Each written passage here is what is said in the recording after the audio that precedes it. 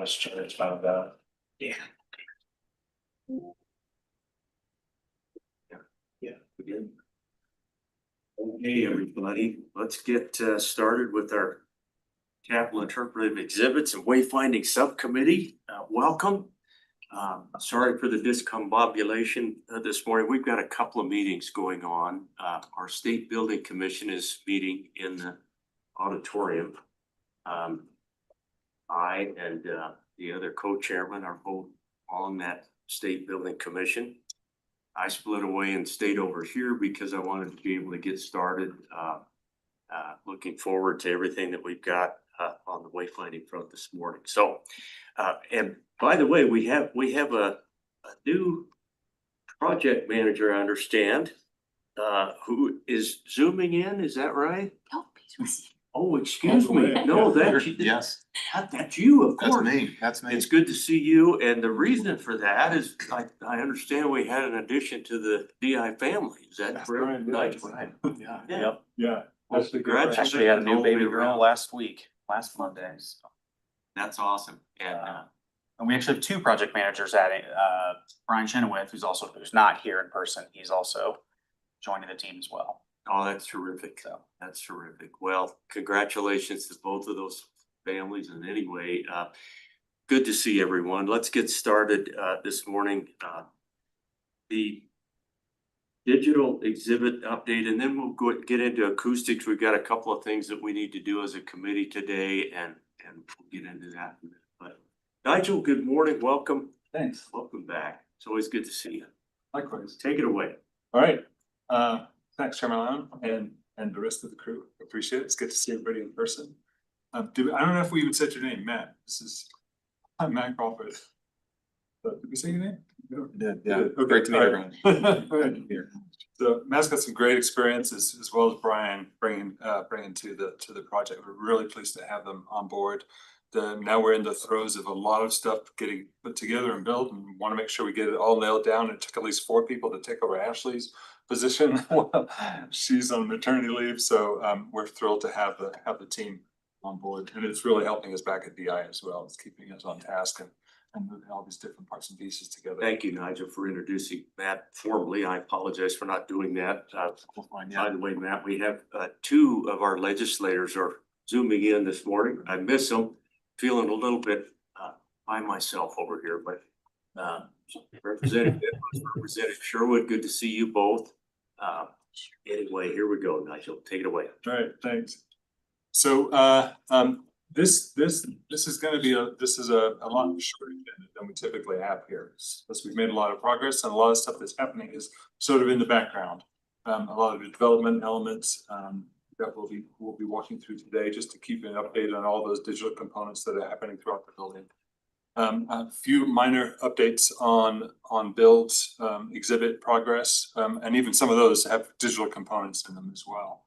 So we'll for exhibit progress, we'll look at portraits of history, look at the final videos, which will be a great way to start because they're fantastic. They look great, and I can't wait for people to see them in the environment that we're building down in the vault down on the garden level. And then the governor's niche and the caretaker's niche, those have actually been installed with the exception of the artifacts themselves. So we'll take a quick look at those. And towards the end of this, I believe we're all going to take a tour and walk just so you can see those things in person for those here at the Capitol.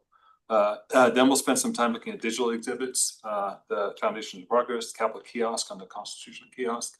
And just to give you an update of where those are, what they're looking like, what the experience of using them will be like. Emilio really wanted to be here, but he had a conflict, so he's going to walk us through that across the Zoom waves. But I think we should be able to get a good sense of how those are progressing. Thanks, Emilio, for at least being able to share this time with us as well. All right, let's dig in. And as always, just let me know if you need to pause, chat about anything, and go back to anything. Portrait of history, that's in the large vault on the garden level. We've got the walls painted, the carpets installed. You can't see the carpet now because it's covered with some protection paper as we put the other stuff in there, but it looks gorgeous. So we're excited for the rest of that room to take shape. I think it's going to be transformative transformative. It's gonna be really immersive as you walk into that space. I'm excited about that experience.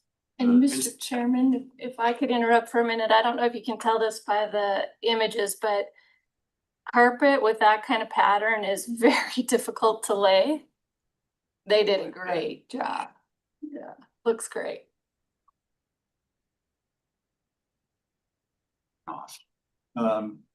So the installation deployment scheduled for around the 23rd through the 27th of this month. There'll be QA and testing June 30th through the July 3rd, and the opening launch date will be July 10th. The videos, the idle, the content that's going in there is approved and ready to roll. So everything is ready except the space itself. So let's spend a little time and look at where we landed with all those videos. We're gonna look at the idle states and the videos themselves. Just take a few minutes here, just to avoid the Zoom heartaches that we have trying to run these videos. Tanner's helping by letting us actually just directly play into the room. I don't know what this does for the experience of people following on Zoom, though. It still works, so. It'll work. Brilliant. All right. So 1A is the idle state for the tourism. So this is just what that painting will look like as people walk into the room. So they'll see these three paintings on the wall, and there'll be these subtle motions. So look for all the world like a gallery, but are moving like you're walking in Hogwarts. And then if they come up and tap the button below, they can watch the video. Expand that out.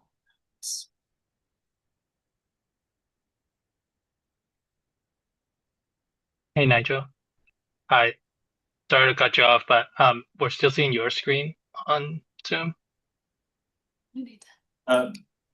There's Emilio. Someone's talking.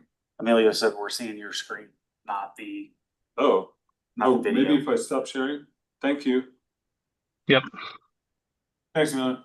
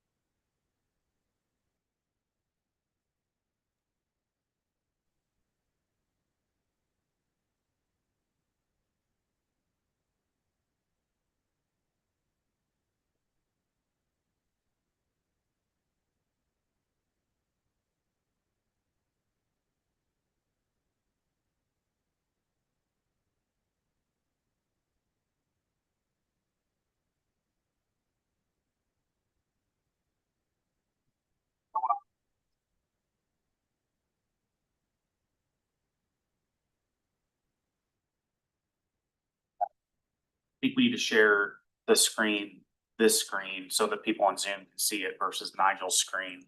Apologies. Still seeing it? That's okay if we want to replay that, that's not a problem. Yeah, let's play it. That's a good one. Representatives see it. Yeah. Maybe Yeah. start it and just check in and make sure. I can see it. Okay, they said they.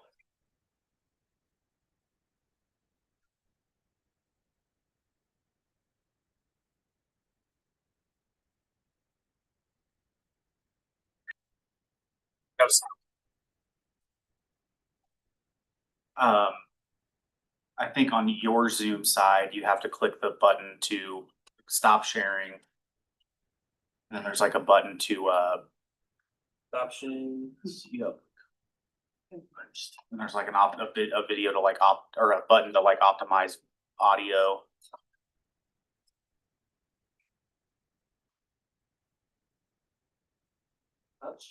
Over your audio tab there. This is all just a teaser for July 10th. If you want to actually hear the video, please come to the Statehood Day celebrations and the unveiling of these exhibits. That's exactly right. Maybe it's on the video tab.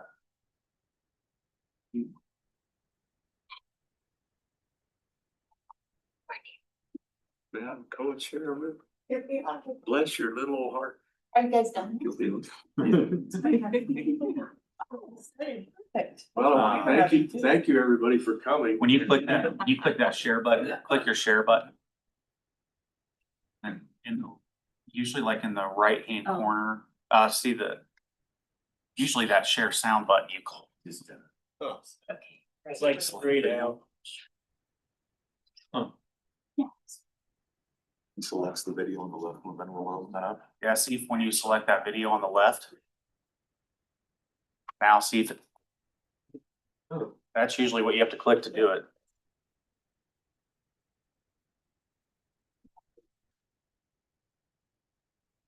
Both grayed out, not sure. See if when you click the next to the up above share options, you have to click that. All right, there's my technological prowess. I got nothing. Well, can be ladies, we can email the members. Mr. Chairman, would you like it still played in the room and just announce to the group that we can email this out? It's on the presentation, actually. Yeah. And then truly, this will be part of the exhibits that will be unveiled on July 10th, so.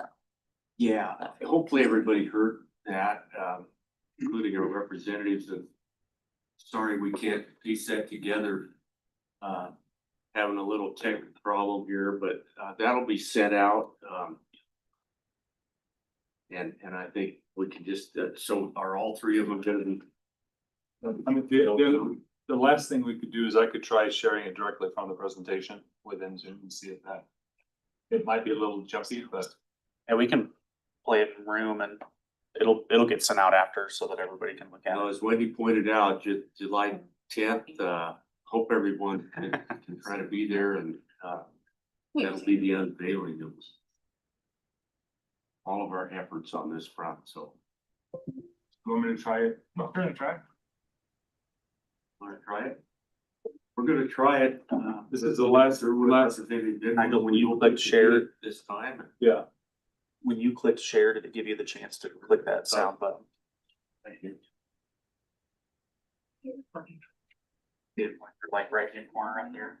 No, it won't let me share sound. I wonder if that's a limitation of the way this. Yeah, it particular probably- session was set up. Yeah. This isn't gonna work either then.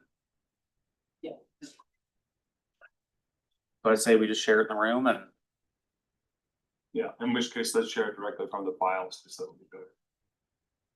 Thank you. I appreciate everybody's patience, especially those that are on the far end of the phone line here. We restart this one, or you wanna move to the next? No, let's go to the next one. Let's start with the idle state and then. Is everybody happy with that? Moving to the next one? Yeah, for those that heard it, are we good? I think it's terrific. I think it's awesome. Okay.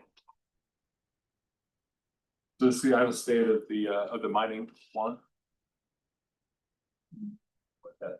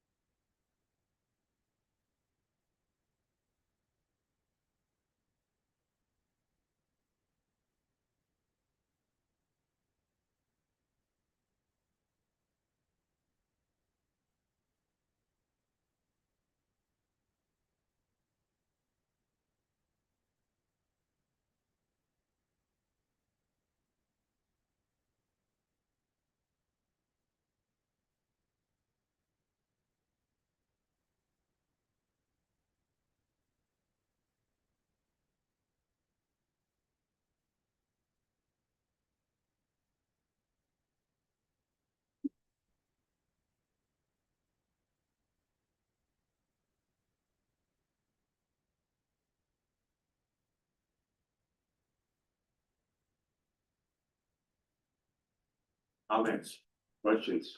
I think it's. The music's great now, isn't it? It is really nicely balanced. The audio is really working well. Yeah, we're so very to our representatives out in Zoom land, were you able to hear that one, I hope? Could not. So Representative Sherwood, I'm sorry about that. We'll make sure you get that sent to you. And obviously we'll unveil that on July 10th, so hopefully we can all be there.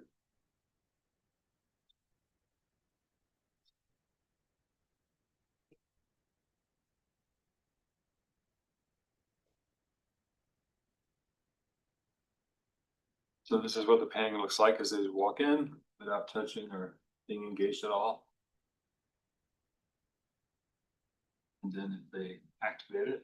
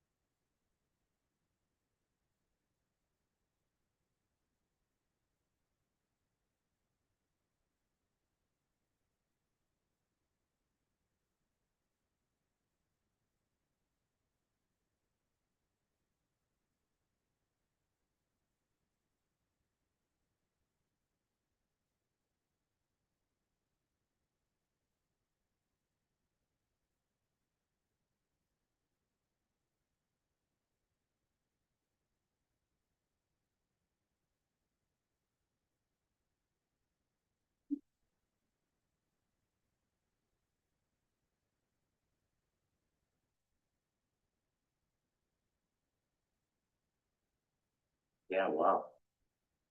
Comments, questions?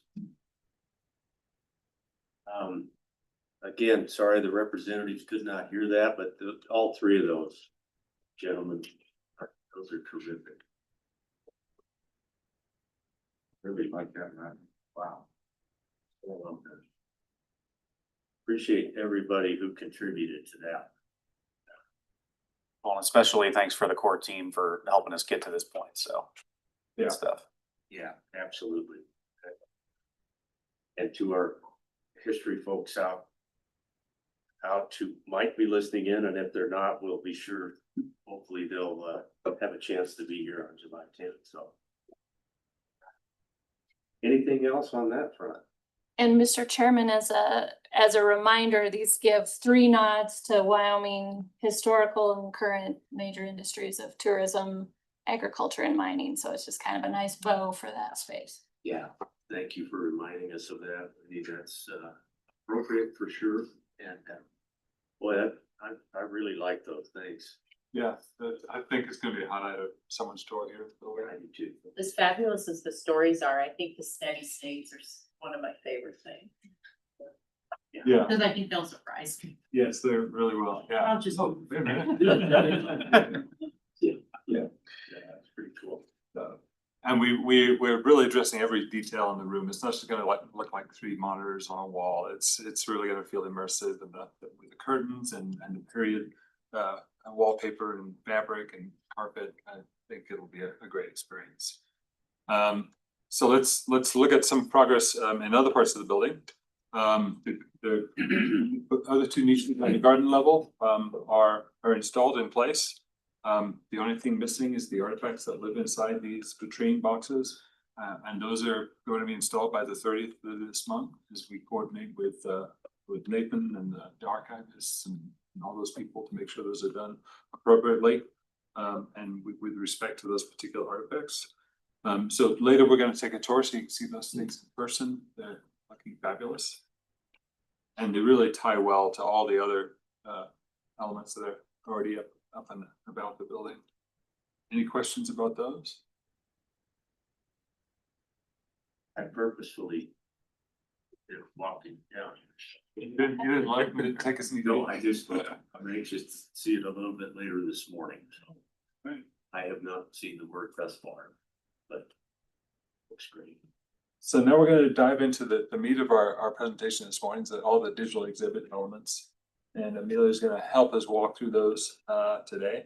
Amelia, just let me know when you want me to push the slides ahead. And Let's go ahead. Let's roll through this. Good morning, everyone.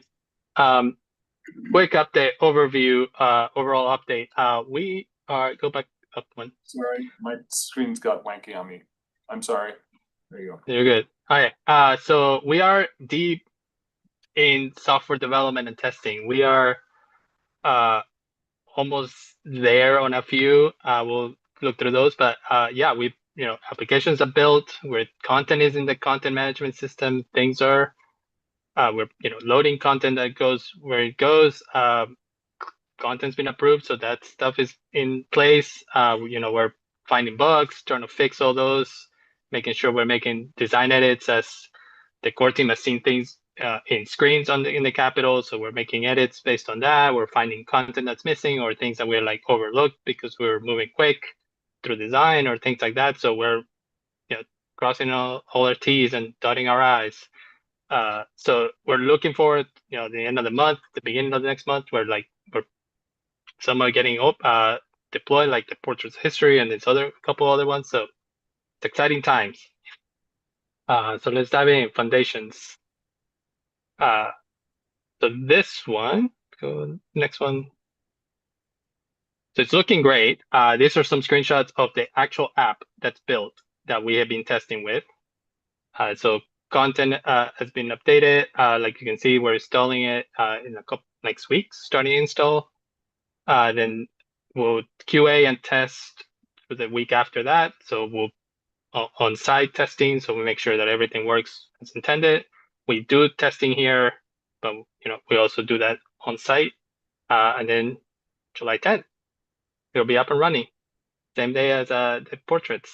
So we completed the content integrations. All the content's been updated. We replaced a story from 1960s. We reviewed updated images, so we make sure that all the images are cropped properly. Nothing is awkwardly, we're not cutting people's heads or anything like that. That tends to be the biggest thing when we're uploading images. Like I said, front-end development is in progress. We're going through internal QA and testing, and the subcommittee will get a chance to review it. You can go to the next one. Yeah, so we have a screen cap video. I think we need to switch around. We can do that. There's no audio, so this one will be just me talking over it. So this is the other large file that was in there. Do I go ahead and start that, Amelia? We can. We gotta switch the sharing again. Second. Oh, there we go. Oh man. Yeah, so you'll see some things moving. Like I said, the images move through. Then we touch the screen and then it switches to this, and then you're gonna see that little circle there kind of swipe through. And this is a fast one because it's not the full review. When we submit it, it's slower, and then we click through every image, so you can see every image in the galleries and all that. But you can see the numbers change at the bottom. The little notch moves around in the slider at the bottom, and then the color changes every time you move through a decade, which is, I think, is really fun feature. So.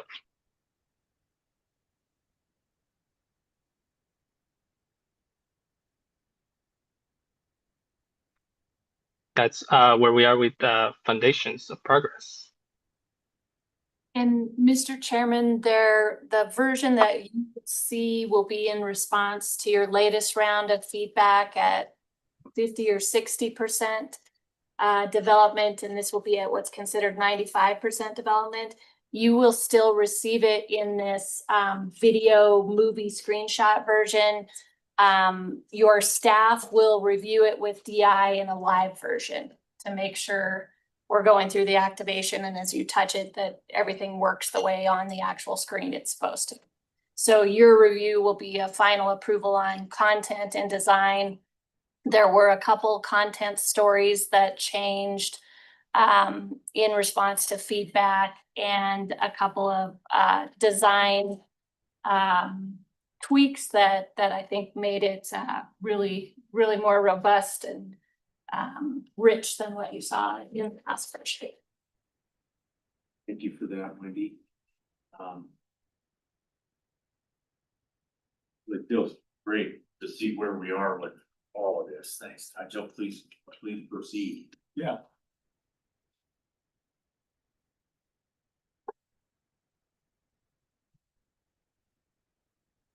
So that's foundation of progress. Great. Yeah, that's foundations of progress. Let's do the capital kiosks. So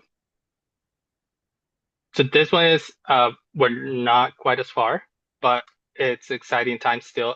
We have updated the content. Content is all in place. We are working through our internal software development progress and going through internal testing and QA. So this one is massive, a big, like, deep kiosk. So testing is taking longer, but it's looking great. Like you can see, like it's the same. The colors are part of it. We're trying to work that in, and then so it looks more at home with the other exhibits, the physical ones, and then even the foundations, like you saw, that same color.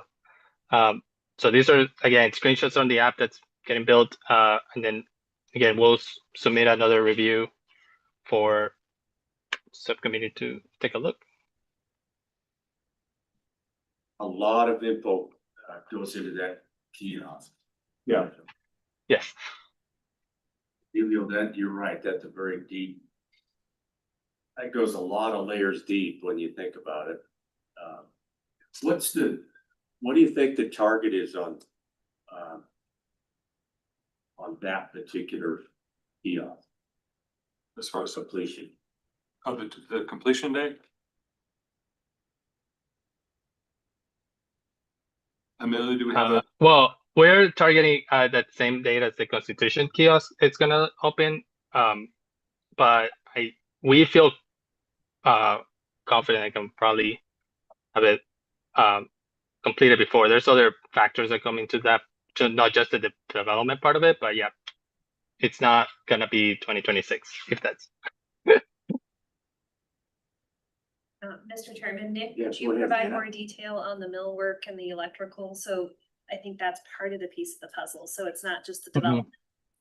The two Gotcha. new millwork kiosks down in the garden level, and one on the first level. So I think that's, from a project management side, that's also part of the work. Nick, do you have an update on the millwork? Yeah, those are currently being produced. And then we're working with our electrical contractor to make sure that we have all of our all of the the wiring, the low data cable, and everything we need to be able to operate the kiosks.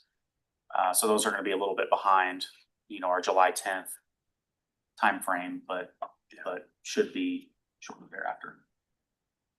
We will still, I think, the idea is to have some significant things that we can cut a ribbon on and help people understand, the frosting on the cake, Absolutely. so to speak. So any comments? Late suggestions? 90% thoughts? Okay. Good morning, Suzanne. Good to see you. Double timing today. Nigel, please proceed, or Emilio, what? Yep. And then last one we want to review was the Constitution kiosk. Give you an update on that. Same thing. Installs, we're trying to work through that, but then hope is to have it up and running by Constitution Day, which will be a fun time. We updated the content. Custom content is in the content management system. We have, we've reviewed all that. Again, going through software development and testing internally. We will submit this to review. This one, it's very, very, very, very, very close. Like we will probably be done with development very soon. It looks great. We can switch to the because we have another video for you. We can look through.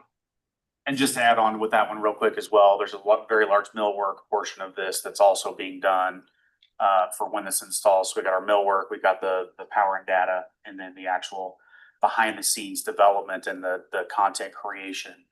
That's just going to make this a wonderful piece. So Brandon, are we okay, for example, with the Constitution kiosk? Are we set up in that room where all we have to do is wheel it in and set it down and not that simple, but yes, we are all ready to put it in there. Yeah. We've been through that process and looked at power and all those other things and how we're going to make that work within that room. But yes, it is. There's nothing too major that we'd have to accomplish in order to set that piece. Correct. Okay. Yeah, that makes sense. Any questions, committee, about that Constitution kiosk, or any thoughts on that front? Wendy, any follow-up on that? And Mr. Chairman, at one point when you were in initial design, you had talked about the idea of maybe it could be moved in and out, but DI took that feedback and has made the piece so that if you're looking in the room, you actually don't see it. So it never needs to leave the room. It's between the testimony table and the dais, and it'll just live there very nicely and will look like a historic table. So help me remember what we did on signage, you guys, because that's going to be important that people know it's back there, right? If you happen to be on a self-guided tour or whatever and want to walk in the Supreme Court historic chamber, are you going to know to go around and find the kiosk? Any concerns there? Do we have? Help me out, Nigel. Did we are we going to put a sign up there saying there's a kiosk right over there? There's not that I'm aware of that there's a separate sign. There is a double-sided interpretive panel that people will engage with, and we believe people want to get into the room. It's not that the thing will be invisible, and the fact that there's a lighting component and the digital component on there will attract attention. We just didn't want it to take away from the space. And because of the seating arrangement and the dais and the witness stand and all the other elements of the room, there really wasn't very many places for that thing to live without feeling obstructive. So we placed it there, as Wendy was describing, to help avoid all those issues, but also give it a prominent enough place to attract attention. You're right, it's going to be something of a discovery for some of our tourists that won't necessarily know, and hopefully the surprise of finding it and engaging with it will be rewarding. but it might be worth discussion as to whether or not we want to add some sort of additional sign or something, something simple, or maybe using some of the mobile, what do we call those things? Mr. Chairman, mobile stanchion, I don't know that we would want to do that, but it may be worth a little tent placard that could sit on the dais Yeah. to draw attention. That's a great idea.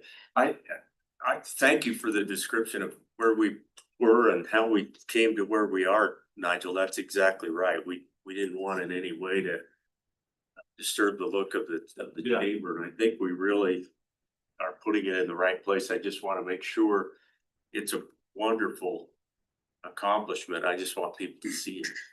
Yeah. And Mr. Chairman, this may be a discussion we want to have with you further down the road, but as you may recall, that double-sided mobile panel was supposed to live in the room. Where it shows on a floor plan looks great. How people flow in there, it has not worked well. We've talked about maybe tucking it behind, between the dais and the testimony table, behind this new piece, but then that, every time we have a meeting in there, Nathan's going to have to run over. So right now it is located in the rotunda outside. We have also, just as of yesterday, Nathan moved the one from the Legislative Service Office, main office, about the Territorial Council, because that had gotten kind of tucked away, as you know, and there were questions about where did that piece go? Well, it was in the room, but it was behind the table. So Nathan's also brought that out. The challenge is those are double-sided, and the only way they fit in that rotunda space is abutted against the wall. So one discussion might be, do you do 2 more bases and have the other side so they're flush against the wall? But it's something we probably want you to look at some point, because the visitor's only getting half of the content at this point in time. And by the way, this is not out of the ordinary. Happens on, regardless of whether you're working at your home or at your business or any project, you have things at the very end. Sometimes it's hard to finish up, and you discover things that you just don't realize. So, yeah, it seems to me like a couple of panels outside to make sure that we take advantage of all the information that we've worked so hard to gather and to produce. We may want to double that up, committee, to make sure that people get the full experience up there. So, any other thoughts on the Constitution, the Supreme Court chamber? Representatives out there, any thoughts on so far? Everything looks great. I'm excited to see it in person. We do have a short walkthrough video of this as well, just as we did for the Foundations of Progress, but it's in that same folder, I believe. So we can watch that. That'll give you a little sense of what that experience of interacting with it is. Nigel, isn't on, Christina added a point, on the territorial house panel outside the room. There's a little thing about exploring the Constitution kiosk. Oh, that's right. Yes, located yes. there. There is. There's at least a little thing, but definitely should look into what other things we should add. And where was that? It's on the double-sided panel. There's a little Oh, it's on breadcrumb the- to it's on remind the you double- that there's okay. more. Yeah. I mean, we do that throughout the building with these little breadcrumbs that tell you to look at this exhibit or this thing. Place. I'd forgotten that we did include one of the panels. Well, and I thought Wendy made a very good point. I think you could put some temporary signage, right there on the table in the middle of the room too, so. It'll be interesting, we can check with the poor guys and other people to see how many of you actually find it, and over time to see whether or not people are talking about their experience with it, or they missed it altogether. See what's working and what's not. It's a struggle. We want to tell these great stories, but we don't want to tell the stories in a way that sabotages the place it's telling the story about. Yeah. Really a balance being there, and I think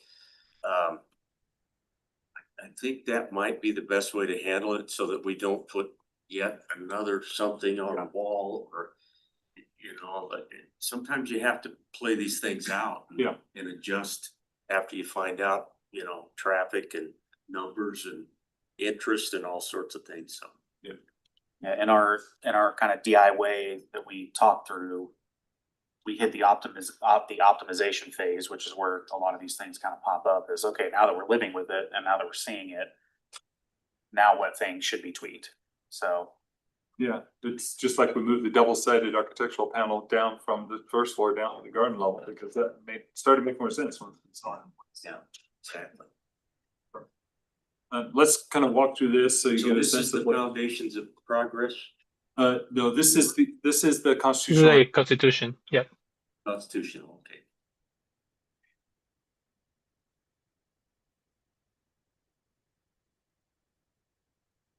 So you read the article and then you can read the story and then you click on the article and it'll on the right side, you click on the button, it brings up the actual screenshot of the constitution and you can read it. So these are references to the article that's referenced in the story. You can zoom in, drag around, get really up close to the document. And then, yeah, we have this story has 2 articles that are referenced, so you can get really up close. Are there stories about any amendments? Yeah, so then you go, this is the historic section, then there's a feature amendment section, and then that one it's more current. So that one, you'll read the typeset version, like.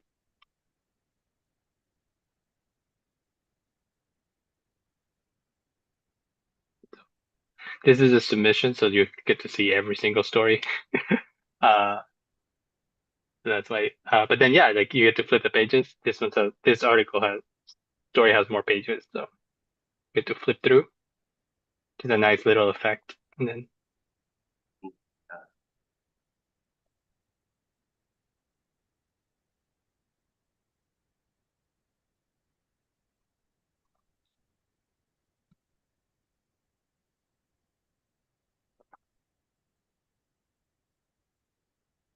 Those who have the. And we go in. Yeah. Time there, can't you? I mean. And now we go into the amendments, and the amendments have the newer document.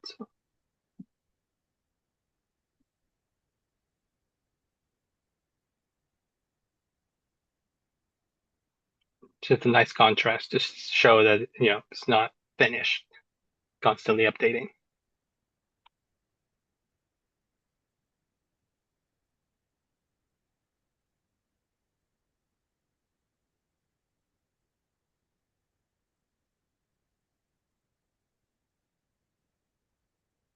So that's where we are. We have all the contents in, everything has been reviewed, tweaked.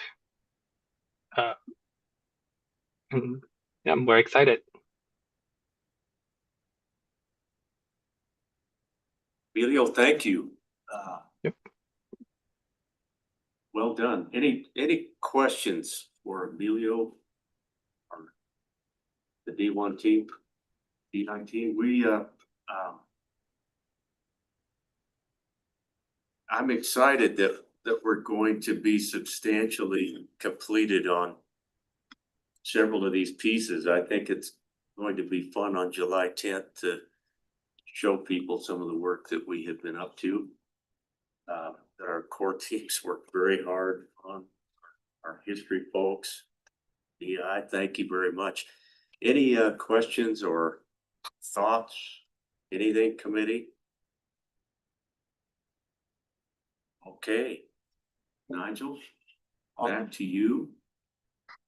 Yeah, Ty, I think we can stop the playback there. This will be in the deck, so you can pull that up and review, I believe, at your leisure.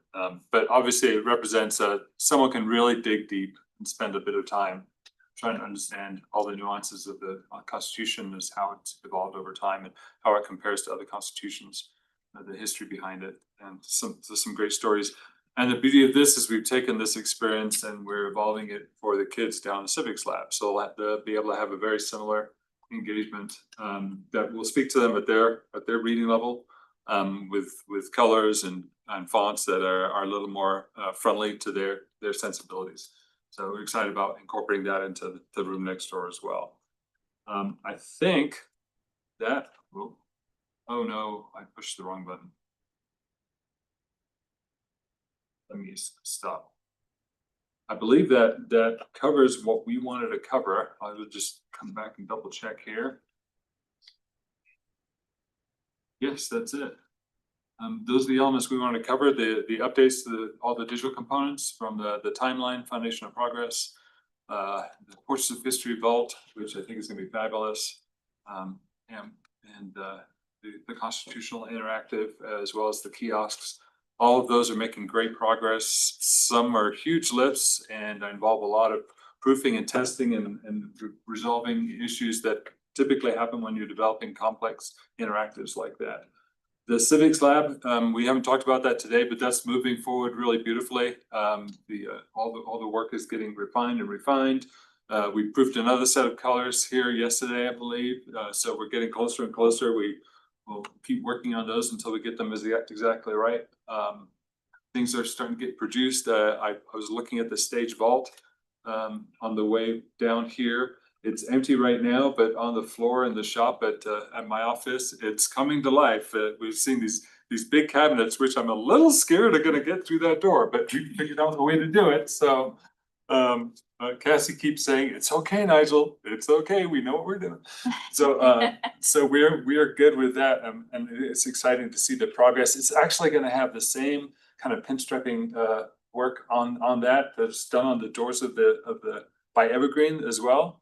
So they're gonna tie together beautifully. I'm really excited about that. We were tracing those and making sure those are gonna match beautifully. So I'm excited about the progress there. There's lots of things that are happening. A lot of them in the background. So it's hard for you to see that. I wish you could walk out on the shop floor with me and see the stuff coming to life. It's an exciting process. But in lieu of that, I think we can take a tour now and look at some of the stuff in progress here. Maybe not now. I'm not sure what our schedule is for when that's going to happen. So, gentlemen, you will be here a little. Are you able to stick around this morning then and be around for a little bit later in our agenda, and we'll take a break and do that? Yeah, that'll be lovely. We've got other business we've got scheduled to try to get through this morning. And then we'll take a little tour later. We're here all day today and tomorrow, so. Yeah, and Nigel, just very well stated, a lot of work going on every day on the details and the hard work that it takes to roll this out. Appreciate our core team. Yeah. Madam Co-Chairman, you're here. I'm not here. If I were every day, I'd probably be as nervous as everybody else, and fighting fingernails, but anyway, it's a daily grind and we appreciate it. Yeah, good stuff. Wendy or Rihanna, anything that you want to add to you guys' presentation this morning? Anything that we need to be aware of, or we're pointed to July 10th, and we'll talk about that in our agenda a little bit later. Yeah, I was gonna say, Mr. Chairman, maybe we'll hold it for July 10th and for Rihanna to talk about that event, but I just say, please come and please spread the word, and we'd love for great attendance that day. And we'll have some scissors and some red ribbon and do it upright, including package 2 and parts of package 1, because we never really got a chance to properly celebrate and christen those. We gotta celebrate. Absolutely. Just from the DI side, please remember there's a lot of folks who have contributed to this effort. Us co-chairmen want to make sure that we recognize at some point all the effort that went into that. And so that includes some names who can't be here on a daily basis, but a lot of folks. Yeah. And same way goes with our subcommittee, which dates back these 2 or 3 years.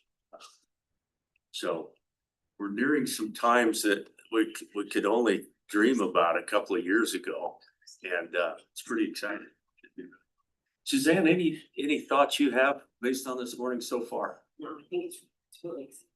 Yeah, it's good stuff. Nigel, thank you. Thanks, team. We will get with you guys and do a little walk around after a bit here. And in the meantime, let's charge ahead and get back to our agenda. Okay, so.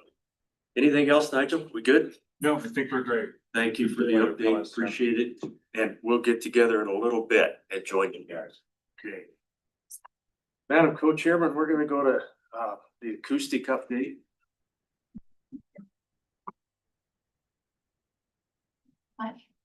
Right, if Zach needs a minute to set up. Yeah. Oh, okay. Let's take a 10-minute break and we'll come right back and get into the next item on our agenda.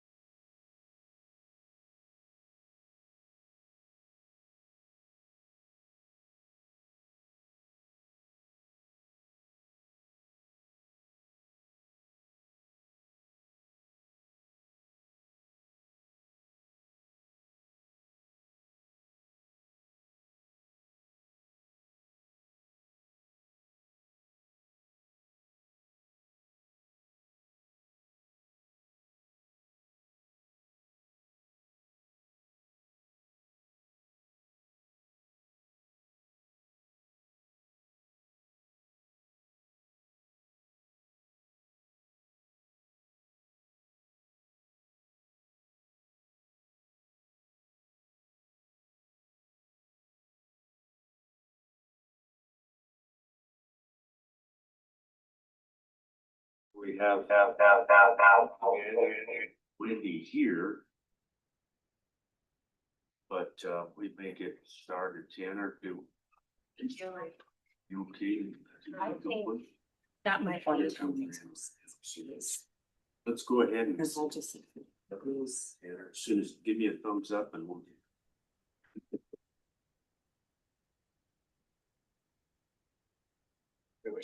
Okay, welcome back, everyone. Next item on our agenda is the acoustics update, and you will remember, subcommittee, we always remind each other that this is another project that we were tasked with a while back, and it's been progressing. A lot of work on the ground by our A&I folks, Brandon, Suzanne, and all the gang. And so today we want to go to an update. We're getting close to being able to go out to the world with this from a bid perspective. But anyway, any preview thoughts on this front, or Suzanne? Do you want to launch us off on this, or Brandon? Or go straight to our friends? I guess I can kind of kick it off. So we've gotten to the point of 95% documents and 95% estimates. And so today I think we're going to see kind of a culmination of the work that we've done up to this point, and then hopefully make some decisions on how to move forward with this. And so we're looking forward to the committee's direction, and with that, we'll turn it over to Trainer to kind of lead us forward. So, very well stated. I think, Brandon, we will talk in generalities today, probably. These are projects that are yet to go to bid, and they will go to bid. So all my years on school facilities, for example, we deal with this all the time, committee, where we try to put a general idea out there so that policymakers can make the right decisions on some things. But just know that this is somewhat general. If we want to get more specific, we can certainly do that in an offline way as a subcommittee and a recommendation. We could go to an executive session, for example, but we can decide that later. Let's get to our friends and take it away. Thank you, Senator Co-Chair. Like Brandon said, we're Trainer, and giving another update. This is our 95% CD update for the acoustics project. We have Todd Renier, our project manager, on the line as well, and John Hodgson, the acoustics engineer with Avant Acoustics, that will be able to touch on some of our project update. So a lot of this is going to be a refresh and a reminder of what the project goal and how we've been approaching this project from the beginning. So I think it goes without being said that we have a beautiful Capitol building here. We want to do as little harm or no harm at all to the building and the existing architecture, and that's one of the reasons why we're brought on, is to preserve the historic character of the building. But again, we have to balance out the acoustics improvements without sacrificing the historic nature of the building. So what we have been approaching this project with is a balance between budget, quality, and scope. So we're looking at how the project is funded, mixed with the quality of both the acoustics and the architectural aesthetics. And then the scope being how much of the building is included in the project, going into 100% CDs and then finally out to bid. At the beginning of this project, we released a report that stated the existing architectural and acoustics issues, item by item, looking at the legislative, executive, and common spaces with those acoustic improvement possibilities. This is included with Avant Acoustics report on the reverberations and other acoustic measures that they tested and showed need in the spaces. So with those acoustic improvements, we've been primarily looking at acoustic treatment on the wall, ceiling, and elsewhere in the room. And then we have mechanical modifications that we can make to the HVAC system and fan coil units that reduce noise in the room. And then third and lastly, we have the sound reinforcement, which are in some rooms additional speakers, in some rooms replaced speakers, and all of that being with the goal to make the public and state use of the building more intelligible and sound better. Some of that sound work was actually done before this previous legislative session, and I think you remembers that. But Thank you. And where we have been, we've done a few different updates here with the subcommittee. Of course, we had a scoping document that we did last December, followed by a 50% set that we talked about earlier this spring. And here we have what we have broken apart this entire project into. We broke it apart into those three sections we looked at earlier. There are the major maintenance items, which are largely an identified replicable solution, which is referring to the fan coil units.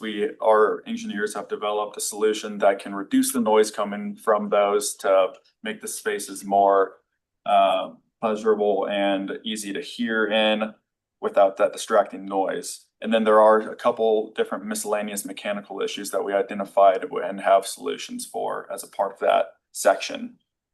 And I want to reiterate that these rooms are just the ones that were identified as a part of that original scope and study that we released in that report, and that this solution can be replicated and implemented as necessary throughout the Capitol building to those fan coil units. The section 2 is the broadcast studio. And this has been a design that. before we get to the broadcast studio, sorry to interrupt, but Brandon, some of that work on those coils have you gotten started on that already? We haven't, we've been waiting on the documentation and we were just actually discussing that. We'll collect that information as a final product. And we'll take that out on the street and test that system. So we'll get it installed per the remedy, and then we'll come back in with Trainer and test that so we can quantify the amount of betterment. Reduction. Yeah, reduction, betterment, however you want to call it. Yeah. So we're working on identifying the space that we're gonna do that. Trainer's gonna work quickly kind of on the side of what they're doing with their package. And we'll take that and get some quotes and get that work done. And I'm sure you have kind of identified a priority order of some things that we want to get done around the governor's office, the conference room. I think we've talked about that in the past committee, but yeah, so. Absolutely. Do you anticipate maybe this fall? I'm hopefully sooner than that. Oh, okay, Yeah. good. I potentially, hopefully, maybe by the next committee meeting, we could have some. Just to follow up on that, I'm just curious if your engineers have looked at the concept of having some type of a relay switch. So on a worst case scenario, you can just reach over and turn the thing off during, a 30-minute or an hour meeting, just for the convenience, because you can never take all the noise away. So I'm just wondering, particularly like in the appropriations committee room, that if that was contemplated. I know we talked about it last year, but we haven't had any further follow-up that I recall. Good question. Good thought. Brandon, do you want that one, or maybe our friends? I don't believe it has been a consideration as part of it. Yeah, we can, Brandon, we can look at it. Kellen's trying to get into the call. I apologize. But we'll definitely make it a note and try to add it to the scope, see how it can work. Basically just like a kill switch, something very highly visible that you can just turn around and hit, maybe certain spaces or all of them. We can definitely look at that. Don, thank you for jumping in on that. I think that is a great suggestion. And just maybe a little white paper as to what that would take, or what are we looking at if we want to try to pinpoint a couple of rooms. We know which ones they are, that you might want to just be able to shut them off. That would be a great addition. Suzanne, go ahead. Yeah, Senator Landon, that solution, I think, is the first user comment that ever came to me. And I believe it would have been in early 2020, shortly after the governor's office had relocated out of their temporary space back into the Capitol. And the contractor for the restoration project was still on site doing something, and they needed to turn the power out in the Capitol for a brief time to connect. And one of the policy directors at that time was on a call or something. And the phone systems weren't affected by the power outage, but his fan in his office shut off for the first time when he was on a phone call, and he was like, "Oh my goodness, could we just kill the power if we need to shut this off?" But I do want to clarify that shutting it off for a time in a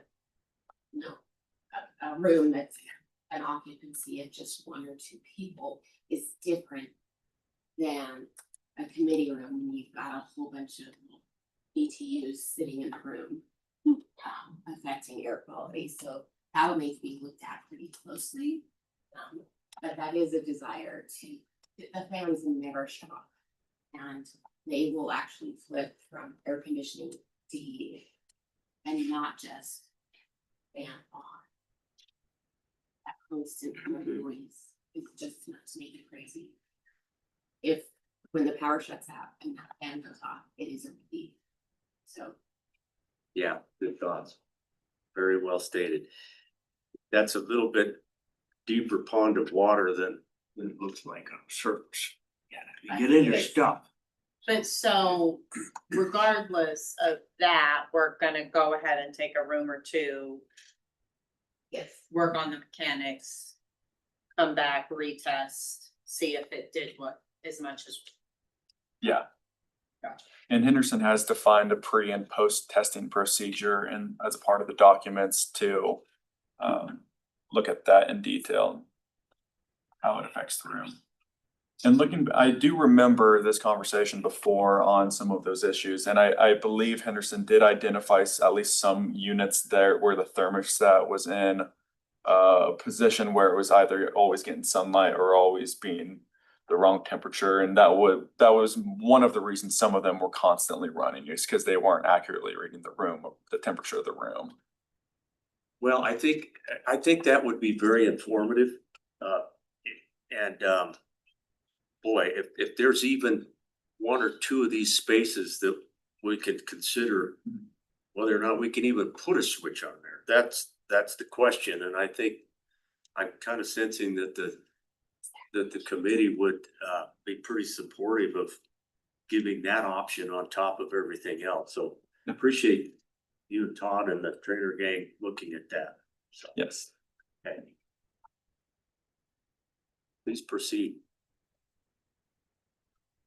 Section 2, broadcast studio. So this is a design that we have worked with the LSO, Governor's Office, and PBS, as well as other shareholders to the space and developing. This is how it currently sits, with a broadcast studio and a control room. This is expanded from that original shell space that was shelled out as a part of the previous project. You can see 3 of the rooms have been developed into a single room, being the control room.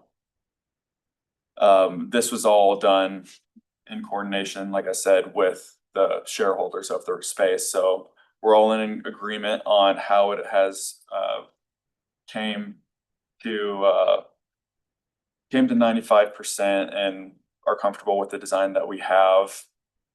And want to note here that Avant has prepared a separate cost estimate for some of the items in this space. A lot of the AV items, being rigging and other electrical systems, that are necessary for the broadcast studio.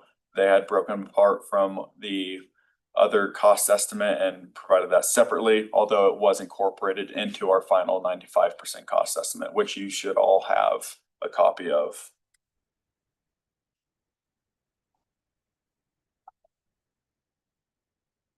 And here is the current rendering of what that broadcast set would look like. It's set to accommodate multiple types of broadcast arrangements. This here being a kind of armchair conversation, interview. We also have included a pull down backdrop that can be used for a lectern style broadcast. And then we can also incorporate another table and chair setup. And all of these have been included as an allowance in our cost estimate, a furniture and furnishings allowance that would allow the project to procure the furniture and furnishings as a part of that allowance.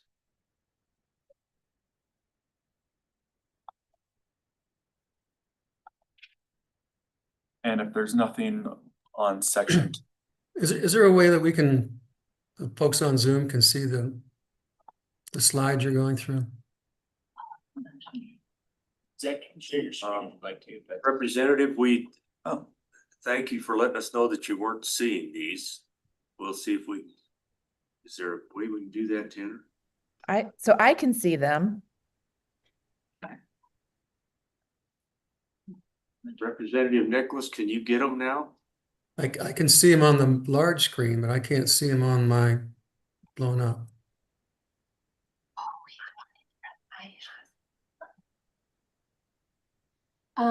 Mr. Chairman, Representative Nicholas, you're hoping for an emailed copy and we have made that request of Trainer. So I don't know if Todd can forward that to the subcommittee members while you're presenting. That'd be great.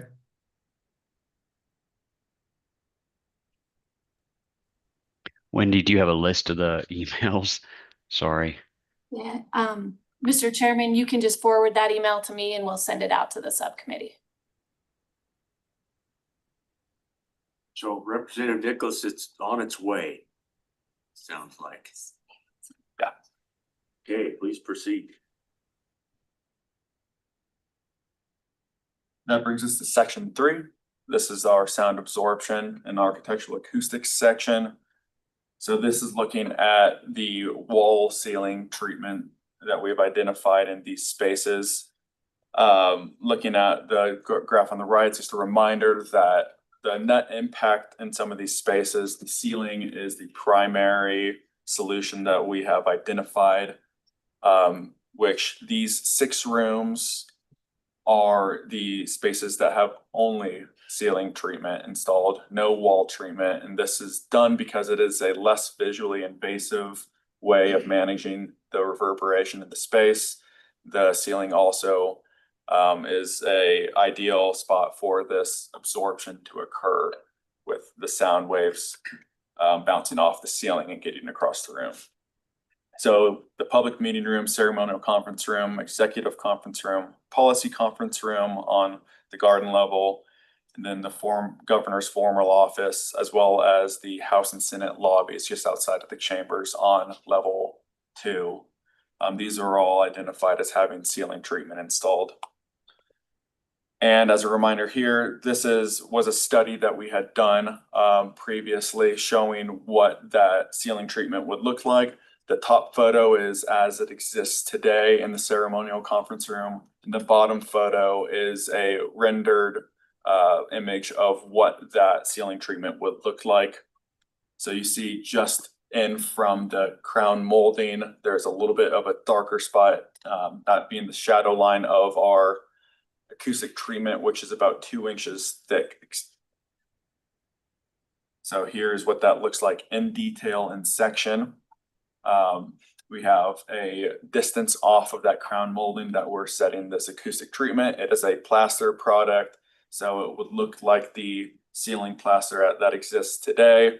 It would be integrally colored to match, and it would go as unnoticed as possible. It really, it's pretty remarkable stuff, and I don't think it's gonna show very much, is it? No, and we do currently have examples of what this would look like in the House and Senate chambers and the ceilings over the legislative floors. It was not included in the gallery spaces as a part of the past project, but there are some examples you can look at of a thinner product, but if you look in the coffers of the legislative chambers, you can see an application of a similar product. That is pointing at that transition in the photo. The first space we'd like to look at that has wall treatment. This is the Joint Appropriations Committee room. Here, the ceiling, of course, is a highly ornate decorative ceiling with a beautiful stencil motif. But the only solution that became apparent here is on the walls, because there are acoustic issues to be solved, and this was the least invasive way of solving those issues. So we've developed a unique edge detail here to complement the existing woodwork in the room. So on the right-hand side, you can see how we've taken that acoustic plaster product and wrapped it in a different way to blend in more with the context of the JAC room. And then this would further have a stencil design, helping it to blend into the context of that highly ornate ceiling. So to our longtime chairman of appropriations and current appropriations member, our two representatives zooming in, are you following on that joint appropriations room? Does it look, I'm getting a nod yes, and sure makes a lot of sense to me, you know, what we've got planned here, so. Yeah, it seems very thoughtful. I appreciate the level of detail that you guys have put into to balancing that like blending versus the historic accuracy. As much as possible, we want to complement the space and not distract you from what is historic and beautiful in the space already. Yeah, I think it's gonna make a big difference. So here you'll remember this is something we had shown last time as a part of our 50% update. We had developed a stencil motif that was more ornate in order to kind of, we thought, balance out the composition of the room, the walls and the ceilings. This is how we started looking at it in study of colors.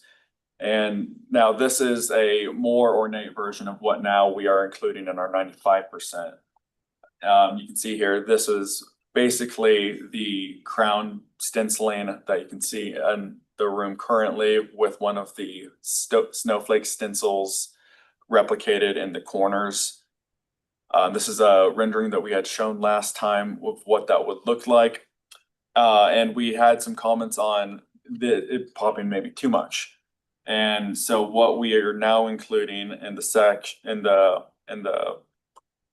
package is a more reduced version of that. This matches the color of the walls in both the molding and in the field color of the acoustic plaster. And then it has a stepped down version of that stencil to still bring in some of those colors from the ceiling and help balance out that composition a bit more, but this one in a more stepped back way.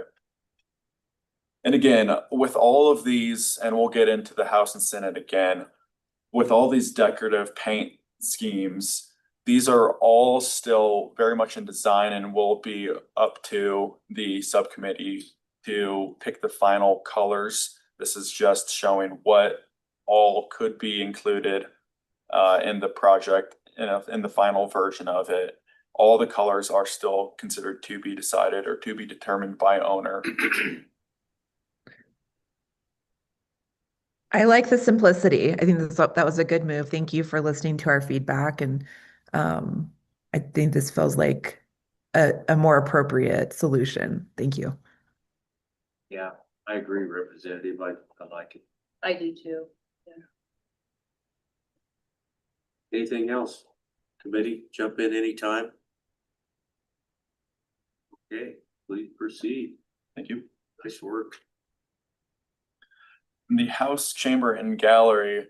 Now, this is one of the ones where we have more acoustic solutions implemented because it is a larger space and had more problems to begin with, and less surface area in some cases to apply the acoustic treatment. So we have wall, ceiling, and drapery shown in the House and Senate, with the House, of course, showing an additional ceiling treatment because we had the opportunity to incorporate more into the gallery ceiling there. So on the right here, you can see the reflected ceiling plan, which outlines all of the ceiling treatment that is being added in a dark gray color. Then the behind the bar space is just to the left of that reflected ceiling plan. This also includes drapery at the bar, which is now highlighted in red on the screen. And this is a component that's been added as an add alternate. And this is somewhat in tandem with the drapery being added in the Senate. One of the things that we recommend is to only add drapery if it's being done in both spaces to be done equally. Or else adding it to one space and not the other may seem odd in the future. And a reminder what that would be. So on the top left, there is an elevation looking back towards the behind the bar space. You can see if the drapery were fully closed position, this would block visibility from the bar to the legislative floor. That does a couple things. One, it blocks sound waves, and two, it helps separate visually that space for the purpose of conversations going on out there don't need to feel like they're a part of the conversations going out on the floor. So there's some distraction from wanting to stand there and communicate and block and sound overflowing into the legislative floor. But that has been identified as a deduct alternate in this case. Actually, the drapery would be removed as a part of that alternate. I have to confess to you, this has been difficult for me to get my arms around. It's just hard for me to visualize. It, for those of you who aren't there as much as we are, maybe you've got a better idea of what this is going to look like. Brandon, you've walked it, and so is Susanna, Wendy, Rihanna, but I'm struggling that we're going to take all of that glass out of there, and I'm just trying to visualize what's that going to look like, and am I going to be comfortable? Mr. Chairman, since you're going on a walk, as soon as you're done here anyway to look at exhibits, maybe we could have Zach, if he's still available, join you. We can also send back out some of the comparator chambers from around the country that use drapery in that way, where they can be pulled back against columns.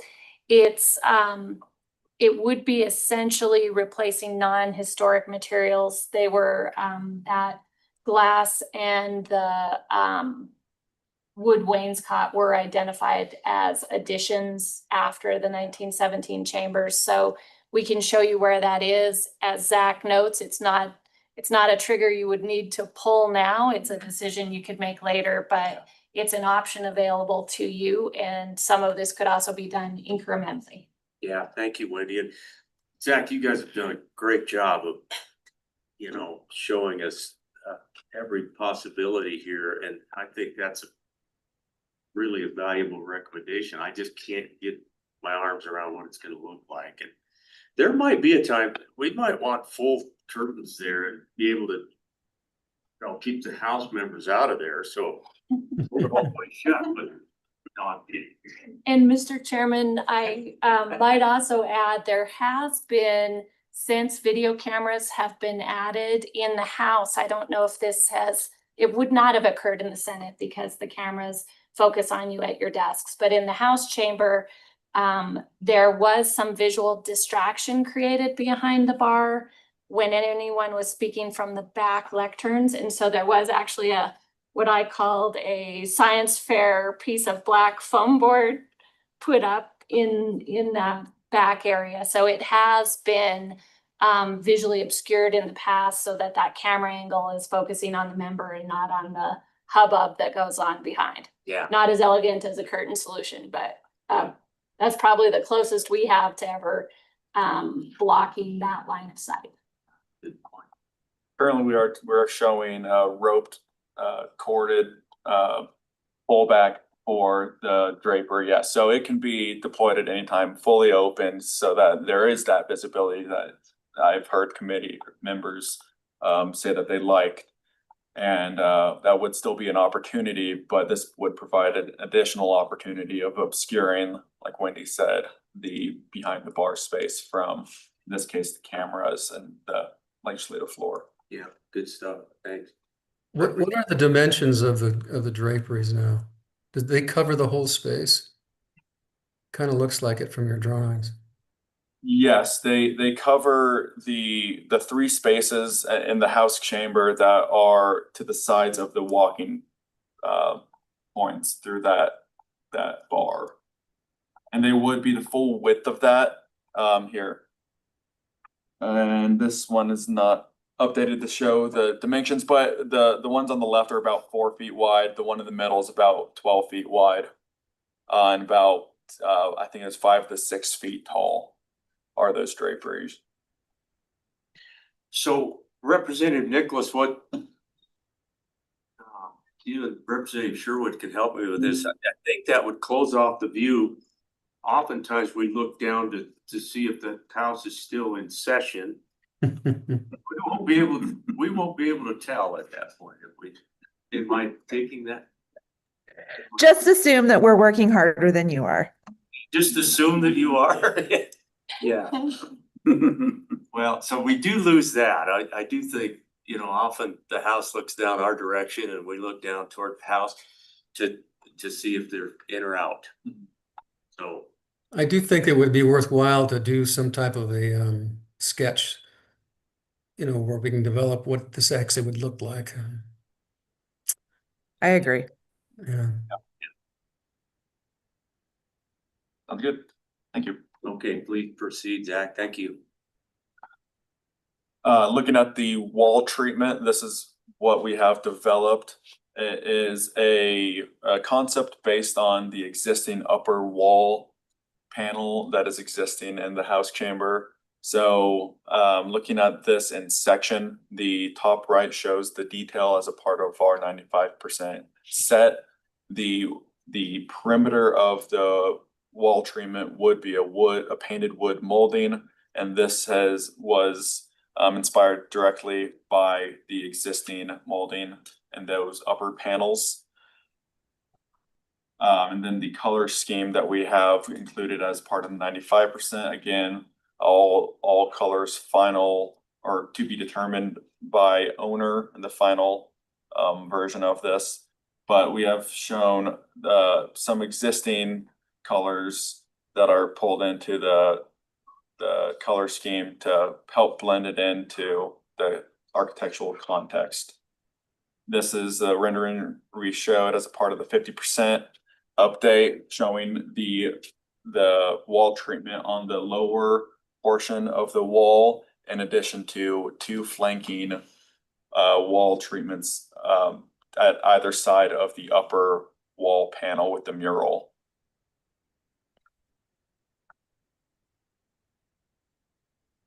So again, this is where we are to date with the color scheme we have recommended as a part of our 95%.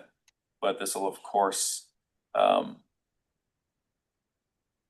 to the 100% as our recommendation, and maybe up to the subcommittee to proceed with into construction.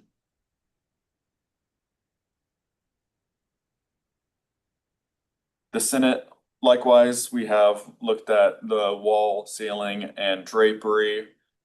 This one being a bit more unique because the gallery has a an arched opening into the gallery space from the legislative floor area, which provided us an opportunity to use less of the more expensive ceiling treatment and go for a more economical option of providing the drapery as a solution in inside of those arches.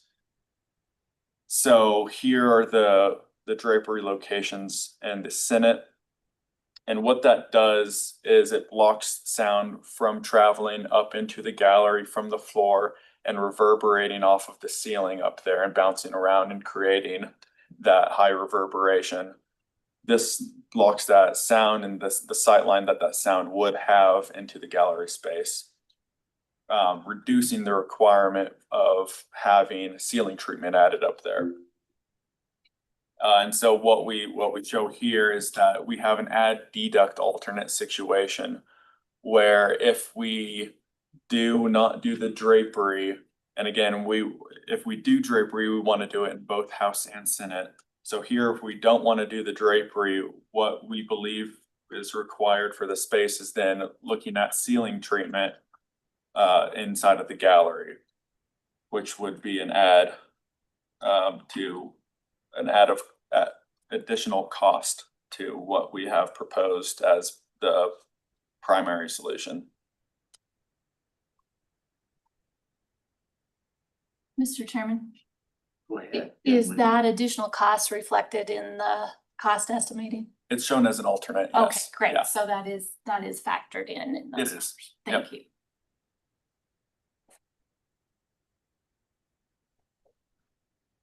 So here's what that looks like, the left being from the floor, and then the right image is what you would see from the gallery. So it is still a rectilinear curtain. It's a straight run of curtain that's hung in the gallery side of that arch. And would those be on an automatic slider or a hand slider? How does it to deploy, or they're there all the time? Yes, these would be fixed in this case. The bar would be the only operable drapery. These ones wouldn't block any sight. They are there for acoustic purposes only. How do you clean them?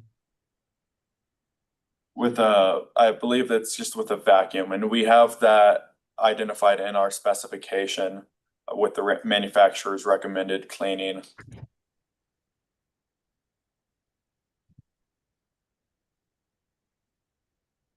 Wonder how often you'd have to get professionals in to steam those. Mm-hmm. I'm not sure, to be honest, but we do have a detail of how they're mounted to that bar, and it's just a simple snap hook. So it's not a permanent installation. It would be relatively easy to remove the drapery to clean and reinstall. Anecdotally, yeah. We don't smoke in the building anymore. Well, that helps, doesn't it? Yeah. A lot. Well, and we don't allow cats and dogs, even though we love them. So, yeah, you would hope that it wouldn't be very often that you'd have to worry about that. All right, Zach, thank you. Anything on the chambers, the two chambers? You got some more? Go ahead.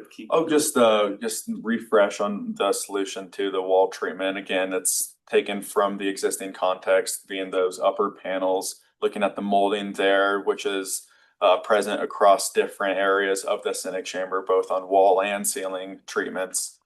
So our wall treatment would incorporate that into our design, and we have looked at multiple different color schemes for this and are proposing and recommending a single solution. But again, this will all be to be determined by owner once we get to the construction of the project.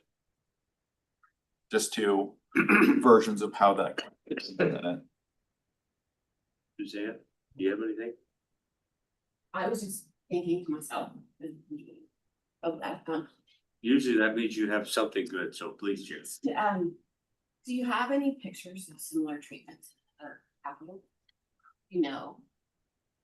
We do have other treatments. We have images of this product installed. I mean, for example, at the Colorado State Capitol, they have this installed in their chambers, albeit not in a similar installation method. We don't have, I believe, any examples of the treatment being used with a wood molding around. However, we believe that with the wood molded panels that are present in the room, it's an appropriate solution to this space. Zach, we did do some similar applications at the Kansas State House. We had flat applications in non-historic spaces, but in historic spaces, we did add wood trim to transition the acoustic panel with the existing plaster. Thank you, Todd. Yeah, it's good to know. So I have a question. For example, at one point in time, we had in the floor of the respective bodies, we had the legislative portraits were on the wall, and then different pieces of artwork have gone from the walls in and out. So the question is on the wall hangings, are those constructed in a way that if at some point they want to either muralize the upper one to add another mural, or to have paintings hung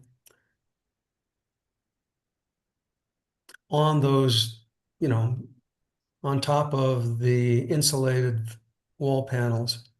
Is that a feasibility, or that obviously that would take away from the acoustic quality, but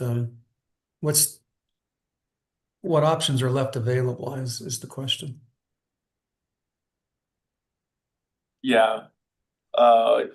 Like you said, the glass addition would detract from the acoustic improvement that the plaster provides. So we would recommend not doing that.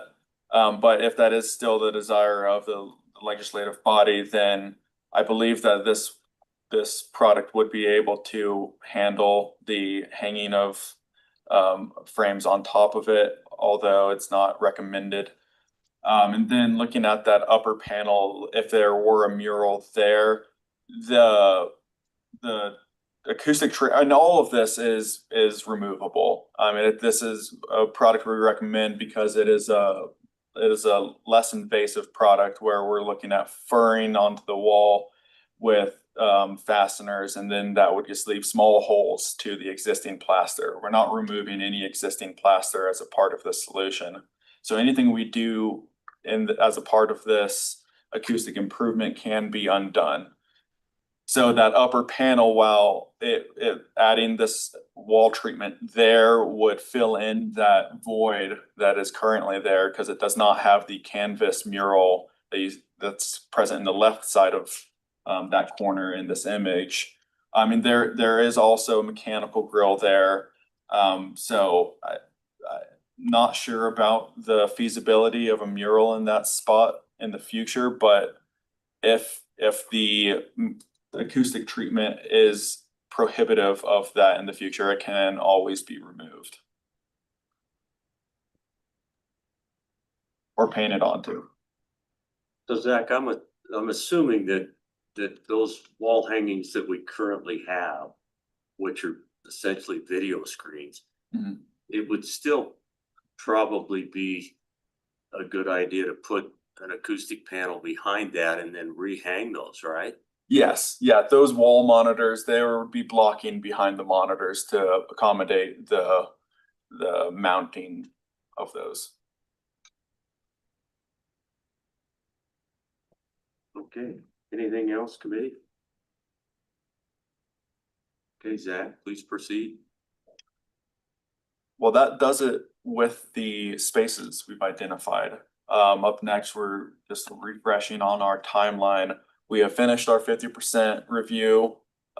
We gave that conversation here back in April. Now we're at 95%. We have delivered that to you all. You should have our drawings, specifications, and cost estimates. So looking forward now, we're looking at 100% CD deliver late June or early July, and that's still to be decided. And We'll be discussing that with Brandon, Wendy, and Suzanne moving forward. And then currently the plan is to bid and contract a single prime contractor that would begin to look at the spaces and begin primarily with the major maintenance items that we have selected. Like we had talked about at the beginning of this update, we're looking at a mock-up of one of the rooms, likely a small office, probably on the garden level. We can identify where we think it will be best to showcase what the solution does and how it improves the noise or reduces the noise of those fan coil units. Then we can also begin early with the broadcast studio. And what we will recommend is to look at incorporating all the different spaces we have identified as alternates to the base bid. And then the legislative committee, subcommittee can choose which spaces are constructed based on the alternates that are submitted by contractors. And this would all be done working around sessions. We can likely get a lot of this done, being the major maintenance and broadcast studio prior to this next session. Some of the architectural acoustics that we highlighted in section 3 may be able to be done before then, but if not, we would be proceeding with that work after session. So that would include, excuse me, Jack, but that would include things like draperies. That would be tough to get installed by February. Right? Yes, I think the House and Senate chamber, there's very little possibility of that being installed prior to this next legislative session. It would only be after this one leading into the next. Yeah, that makes sense. And committee, that might be a reason for us to consider, encouraging a split bid on that. And Brandon, you might want to weigh in on this. It seems like those two chambers, we kind of thought, let's do some work and get a gauge of what kind of benefit we're getting out of this. And then we could tackle the two chambers later.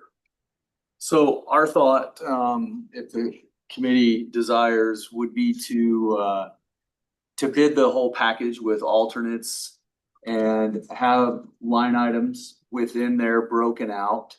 So we can work through it both from a timing standpoint and a desired, basically an overall desire of how we want to go with this. But go ahead and put this on the street and get our pricing in and be able to see line item by line item so that we can, again, test some of those spaces, hopefully prior to legislation starting this next year.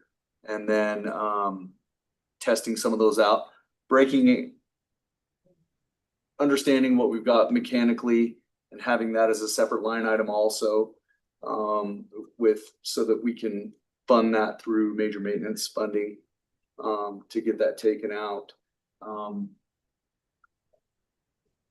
Don't know if that, hopefully that answers kind of what you're thinking, but the desire would be to take the whole package and put it on the street and see where we land. So if we do that, Brandon, put the entire package out there, would we still, as a committee, have the ability to parcel off the Senate and House chambers? So and ask, the company that we award the bid to, ask them to, let's set these aside and let's come back to them a little bit later. Does that make sense? So some of the conversations that we've had would be the desire to have those as add alternates, to go ahead and get that bid and as we move forward, decide whether we want to purchase those and move forward with them, knowing that the appetite might not be there or it might be there after session happens. But we would definitely identify those two spaces as add alternates. So, Madam Chairman, that makes sense to me that we would get that out and on the street. Thusly, the two representatives, I'm looking at the screen. Does that make sense? what we're talking about? Yes, yes. I think it's timely to keep going. Okay. Yeah, I have a little bit different perspective on it. Number one, the mechanical for the for the heater air and the HVAC, that's pretty simple. I'd like to get a breakdown of exactly what that estimated cost is, what is going to be happening in each room, so I can understand it better. But we could actually go put that out to bid immediately. And so, but in terms of the work that's going to be happening and the testing of the products for the wall treatments, it's just we wanted it, our concept was more of, well, let's do this a step or two at a time to make sure we're getting our bang for the buck, particularly before we go to the two chambers. And to me, the two chambers are really, they're just a different animal than everything else we're doing, because it's a very disruptive change in look for the respective bodies. And in order, before we pull the trigger on that and come up with cost estimates, I think we probably have to have a sit down with the leadership of both houses and walk through basically these proposals and let them stew on it, because what we don't want to do is cram it down and all of a sudden there's a bid out there and the dollar amounts are in front of everybody, and it only take one or two sour apples to kill that project. And so I just want to do it in a way that we don't waste money and time and effort, that the respective houses on the chambers, and this is something we can do in the next month or two, have some buy-in before we go too far on that. But that's just my gut telling me that we've got to be careful with the bodies. Yeah, I can't argue with any of that, Representative. I think, while it makes some sense to go ahead and get a bid out there, I think the idea of setting those two chambers aside is kind of where I think we'd like to be, at least as legislators. I don't know if the rest of the committee, if that makes sense. We just want to be very careful, that Representative Nicholas is right. That is a pretty dramatic change in those two environments. So I could picture us going either as a committee or as the leadership of your committee to go to the legislative leadership and just say, hey, we are all the way to this point. We do a lot of great work throughout this Capitol, but on these two places, we need you guys to understand exactly what our friends at Trainer, our A&I, all the people involved are recommending this. And here's how we think we can fix the chambers and make them better. But Representative's right. It doesn't take very much, and pretty soon you can derail something. So I think, so the question is, in the bid process, Brandon, whether we even bid those two pieces as part of the, I don't know, Representative Nicholas, do you go ahead and bid the whole thing, or are you thinking that we just don't even put that price out on the street at this point? Well, there's still one or two more steps that have to occur before that happens for the entire project.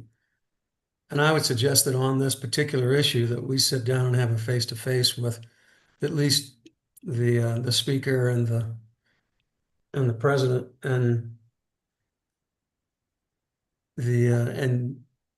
with construction management, and kind of walk through the alternatives, why they want what they want, and then so that we're fully informed when we pull the trigger. Wendy? And Mr. Chairman, that would be contemplated under section 3 as architectural changes for ceiling treatments, wall treatments, drapery.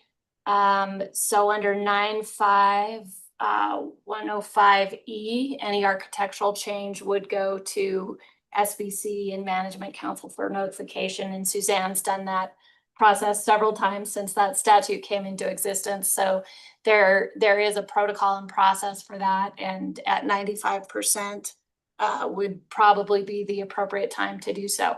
Section 1, the mechanical changes, there is no architectural change in that. So that is work that CMD could procure as part of this larger package. And the broadcast studio is also not part of those architectural changes because it's down in the extension.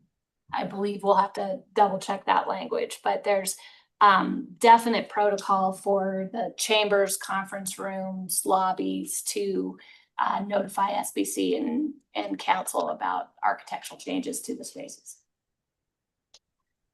That makes sense as well. So Madam Chairman, I just want to make sure we get out of today's meeting, what is helpful to Brandon and crew and Suzanne. What are your thoughts? So my sense, and let me walk through this and then I can be corrected. The mechanical corrections, we can say go. Now, of course, we know once those are out, we're gonna do it to one room and make sure it has some effect before we actually pay for the whole thing. But as far as bidding those out, it's not our funding, but we just want to recommend that we go forth with that. And because I think we're all on the same page that we would do that separate and apart from anything else that's contemplated. I think maybe Bob said this in a prior meeting as well, and I think it's accurate. Even if we have to go and, of course, we have to go and ask SBC and Management Council about any changes to the chamber. But if there's not a proven up, really solid example, it's not gonna fly. However you shape it. So I think it's really important that we go ahead and bid out maybe everything but the chambers. Then we're able to buffet choose a room. And Representative Nicholas, correct me if I'm misremembering sort of your thought process from a meeting or two ago. Have these treatments to one room, and I'm not married to anything, but I'm thinking maybe 110 or 113. I thought maybe one of the rooms that the legislature uses a lot. And I think it's gotta really have some impact before anybody's gonna be willing to touch the chambers. So that's my thought process. Could we get a bid on the chambers now? Sure. I appreciate Representative Nicholas's point that might freak everybody out. And also the reality that probably the chambers aren't being touched for a while, and does that bid become stale in that meantime anyway? Yeah. So we can't address the chambers before the next session anyway. Right. And all of that makes sense, Madam Chairman. I think you almost need to have that idea, as Brandon pointed out. You almost need to have, what are you looking at, so that we can go to SBC and the Management Council, at least with a preliminary bid on. But I think, I agree with the chairman. I think going ahead with the major maintenance pieces of this, you have the blessing of the subcommittee. I mean, I think that's something we need to do. Whether you feel like you got to bid that separately or not, or if it can be part of this bigger package with someone. Suzanne, thoughts? Yeah, Mr. Chairman, so I absolutely wouldn't want to cause sour apple at the project. I do think including the chambers as an add alternative is clear to bidders and it's clear to everyone that we are just evaluating this We want more information to make an informed decision. And I do think those numbers would be very helpful to have. And as the add alternate specifications and the anticipated timeline would be issued in this overall package of documents, it would be clear to everyone that it's not a given, but we would have more information to go forward with a decision. Along with, you know, what architecturally, what do we think about how this affects the space? And ultimately, I don't think SBC will, you know, management council would like it, SBC would like it. If the funds are available. So, and then I would also like to point out that having things broken out into separate pieces creates more work and potentially more with issuing the documents. We want to go ahead and do the mock-up or the trial of a couple of spaces in capital for the mechanical work. And we'll get that going as soon as we can. So that when the larger project bids, we don't have to think about the rights for the bid documents. And so that work can then start beginning on it. You know, as needed, everything that's prescribed in the bid documents, and then potentially more spaces after that. So that would be my recommendation. Again, you know, Representative Nicholas knows that temperature more than any, but it wouldn't be our intent to bid it, to cram it down anyone's throat, or to say, we have been tasked to study this. This has been recommended by experts. It's preliminary. It's preliminary. Let's get more information so that policymakers, decision makers can make a informed decision on going forward or not. Yeah, thank you, Suzanne. That all makes sense too. It really does. And there's ads within the chambers too, as pointed out by Zach. There's added to whatever, you know, the curtains, for example. That would give us a lot of information that we could share with leadership on both sides, executive and legislative. So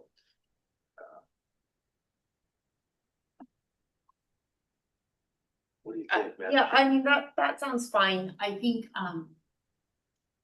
yeah, I think really moving on the mechanical fixes is a priority for me today. That seems like really low hanging fruit that we're gonna do regardless of what else happens. So if we put that up front, I mean, you make good points on the chambers. Of course, if we go and say, well, here's what we're thinking, and then they say, well, what's it gonna cost? And we can't say, I and think we say, well, we don't know, we didn't wanna offend anybody by getting a bid. I mean, it's like, Yeah, we might be damned if you do. you really almost need that. And I'm looking over at Brandon. It just feels like that's exactly the first question that's gonna be asked. Yeah, yeah. Well, What's it what gonna are we cost? looking at And for we're the gonna be like, chamber? guys, some you know, money. here's the total recommendation, you know, with some add-ons in there. Yeah, I'm coming around to that thought that maybe we just support to go ahead with what it takes to get the work done. Knowing that we're not gonna tackle the chambers for a while. So, Definitely after. yeah. And one of our professionals is recommending, you know, that we get it out there, and she makes some very good points. But I do think that an in-person conversation is a great idea.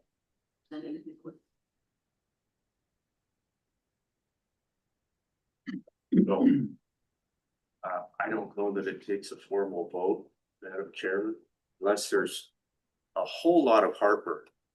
I'm inclined, committee, to give the go-ahead to A&I that they need to proceed to the bid of the entire project. So unless there's strenuous heartburn. We could take a vote on it, but speak up or forever hold your peace. We'll give the go ahead and let Suzanne, Brandon, and crew go forward to the bids. I'm good with moving forward. Okay, Representative, thanks. And I think when and if we do that, we'll have more information that we can go to leadership with.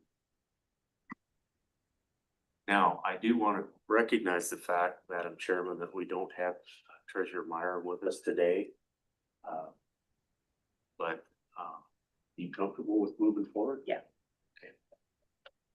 And Wendy? Mr. Chairman, and I defer to Suzanne and Brandon, but you may want to pursue a parallel path with both. You do have these design documents and Trainer has some high level presentations, so you could begin to have those discussions in SBC and Management Council as they're working on the bid documents so that both processes inform the other.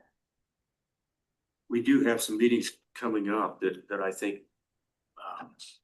we can squeeze them in somewhere. I think it is appropriate, and I appreciate Representative Nicholas encouraging that because I think it's really important.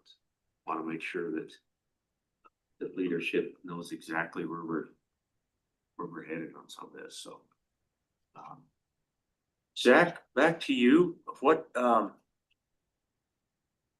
else do you have? Please proceed with any other thoughts or, No, I just wanted to again point out that even if we do consider the House and Senate as alternates, that would also give us the opportunity to look at mock-ups once we bring a contractor on board.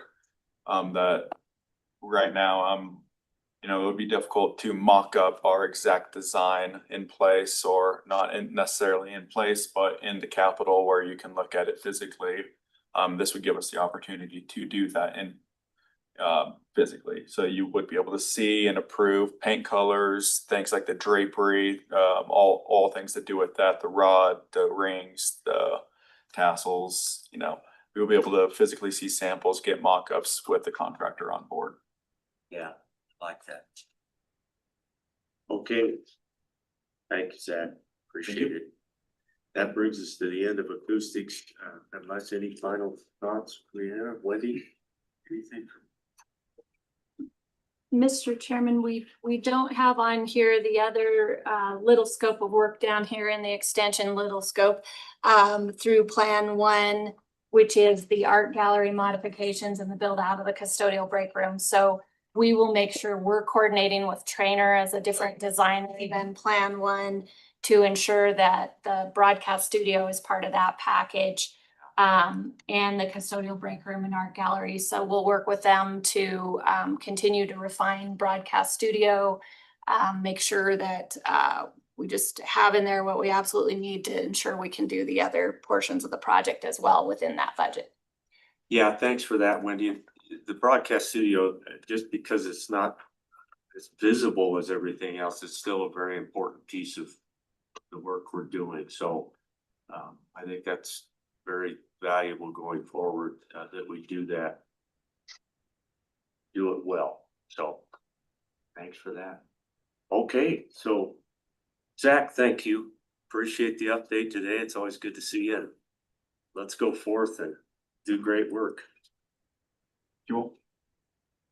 Committee, that brings us to Rihanna, who's going to catch us up on the Wyoming kickoff of America's 250. Take it away, Rihanna. Mr. Chairman, members of the committee, in anticipation of the 250th anniversary of the United States in 2026, Governor Gordon has appointed a Wyoming U.S. Semi-Centennial Task Force that is chaired by former Representative Sandy Newsom. Say that again. How do you pronounce that? Semi-Centennial? Am I saying it right? Yep. And as part of that, a couple other members sit on that committee. Justice Carrie Gray is chairing a capital committee. And she is leading some efforts with members in this room to kick off a series of events here at our Capitol throughout the year leading up to July 4th, 2026. So the first big event happens next month on July 10th, Statehood Day, when we celebrate our 135th anniversary of becoming a state. And the celebration will begin from noon to 8 here at the Capitol. And this is a teaser event or a save the date or a pre-event to the big party on July 4th, 2026. And the festivities will include a variety of opportunities for the public to engage in the building. They will be guided tours, so the public can sign up for a guided tour of the Capitol. There will be history talks presented by WYO history members and some members from the Veterans Commission giving military talks. There will be some military vehicle displays in partnership with the Air National Guard.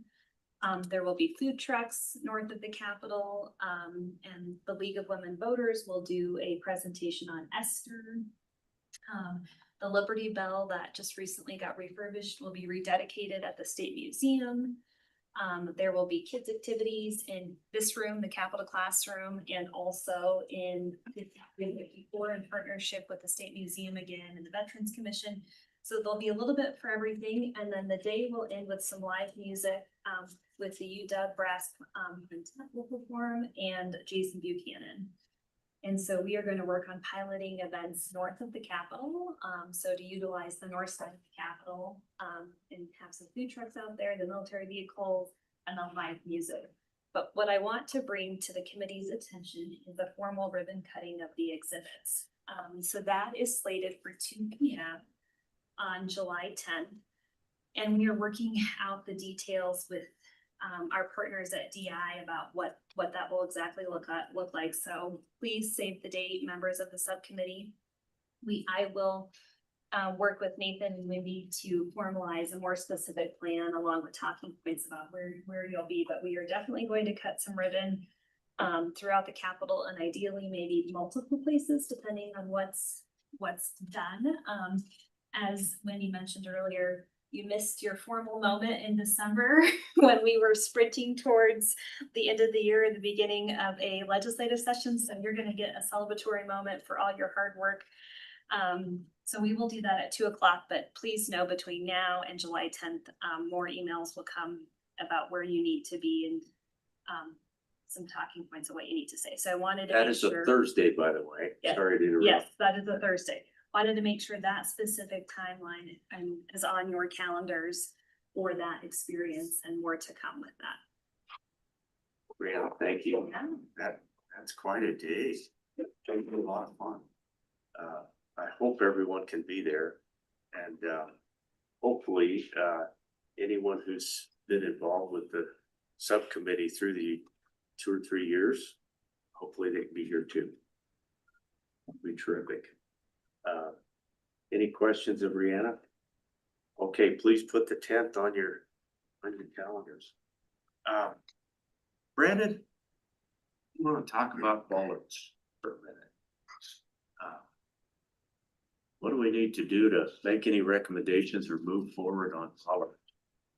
I am actually going to defer to Suzanne on this one. Oh, okay. I know my name is listed there, but I'm on the outside looking in on that project. Okay, my mistake. Suzanne, catch us up on bollards. Okay. When we rededicated the Capitol, the final design solution for bollards in front of the Capitol was to cast new posts into the concrete. Put salvaged bollard cover over them. So there's 7 of those in place. And now 4 jersey barriers that block a vehicle from being able to drive up on the front of the Capitol Plaza, the seal at the handicap ramps. And so we've been brainstorming, we've had super strong designs brainstormed to the tune of having pretty hefty installations and reconstruction. I think where we've settled to proceed with install, leaving the 6 new posts where they are, installing 6 more posts, and replacing the 7 existing bollard covers and the new 6 covers with one that matches the new LED lighting bollards that are at each ground level entrance. They're beautiful, they're shiny, black, powder coated, they are very closely. They're similar to the existing, they don't look like they're 50 years old. We need to work with AMI to figure out if they want one or two of them be a removable cover, which still requires some effort and machinery probably to lift the cover off and then take out a bollard post at the front of the Capitol. The quote we have for the to buy direct from the company makes this exact match. Bollard cover is removable is about $3,000. The fixed one is a little less than that. So just the cost of bollard covers for those 14 is between $30,000 and $40,000. Not bad. They did a year or two ago. The Judicial Council is meeting today, I believe, to discuss how many they like installed if happens to report. Without a full perimeter standoff, you know, bollards are a deterrent for entrances, for example, and they'll stop a vehicle or do damage to a vehicle before it comes, you know, into freedom of speech protesters. But if somebody really wants, it doesn't stop a tank, it doesn't stop a big truck from being able to hop, you know, go around the sidewalks and get close to the building. So investing super strong bollards and not doing more perimeter security doesn't make sense at this point. And we know that's something that our master plan working group and SBC is working on. So that's where we're at. I was asked if this comes from some of that funding, if there's other funding available. I haven't had a chance to look into that in detail. I think there is other funding. I may request approval of that at SBC if I don't already have approved funds. So Suzanne, do you need a thumbs up from this subcommittee? Is that helpful? Is it needed? So what are the thoughts I on would that? like mechanical. I have a. Did you get this one? Yeah, Mr. Chairman, I don't think you need to make any formal recommendation. It's just sometimes there's a little bit of overlap between this committee recommending to SBC and council, along with there is the Capital Area Master Planning Committee. They are also working on bollards. The only true connection to this subcommittee is twofold. One, the $2.3 million appropriated the last session allows for acoustics. So that's where most of this acoustics budget for Section 3 comes from. Purchase of maquettes and purchase of bollards. And that is where Suzanne will see if there was other source of funding for bollards. So that would be your main financial connection to the bollard project. But again, it's recommending to CMD. Your other authority related to it is, as you may recall, we need to continue to work on an MOU that this committee will kind of become the recommending body to SBC and council for governance issues. So again, there's a little bit of overlap. Long-term master planning may make different decisions, but in the short term, getting the Jersey barrier out of the front of the Capitol is in everybody's best interest. So I think, I don't think there's really a decision needed to be made by you. Suzanne will just let us know whether or not those funds need to be accessed for this purchase. Okay, sounds great. Thanks for the update. And I don't know if it is still possible or still a goal, but there had been some discussion that maybe this work could all be done in advance of the July 10th statehood day. I don't know if that's That would be a dream. still a possibility. Suzanne, are they still sticking by the 17 weeks or whatever? It was 22 weeks and they did not do that on the proposal, and I specifically asked for the information. I'll follow up again today. Go back to this. Scratch July 10th then. Well, those will certainly be a great addition, you know, to the Capitol. And I forgot about the Supreme Court, and of course that makes sense over there too, right? So you're gonna kind of match them up, or? Okay. Well, anything else on your front, Suzanne, on that issue? Maybe just a future issue relating to moving this more into governance. It's the other day, we had a facility planning meeting with one of our agencies. Something they were talking about triggered a memory of some statute, session law, and amazingly, I was able to find it right away. And it was 2011 session law regarding improvements on the University of Wyoming campus. And it tied into a lot of the thinking that we've been doing and how the closure of Lewis Street, for example, was accomplished. That was 2011, and that has just recently happened. So I would like to have you envision about future, bringing the working group things maybe to this group and then coming together as a whole to make recommendations to SBC, which I'm not sure, I haven't brainstormed this with Representative Nicholas at all. To see if we might be able to make recommendations to have that incorporated in the statute at some point. That's recommendations that master plan and SBC governance might like for the capital complex. Yeah, good thoughts. Okay, we're gonna move on, committee. We've got a couple more things. Wendy? And before Mr. you- Chairman, I'm always kind of focused on jurisdiction, so that governance would be on Capitol Square. And then camp would obviously be beyond that, but I think to your point, Suzanne, it's like if the front of the Capitol is affected by street closure, this subcommittee may want to weigh in on that.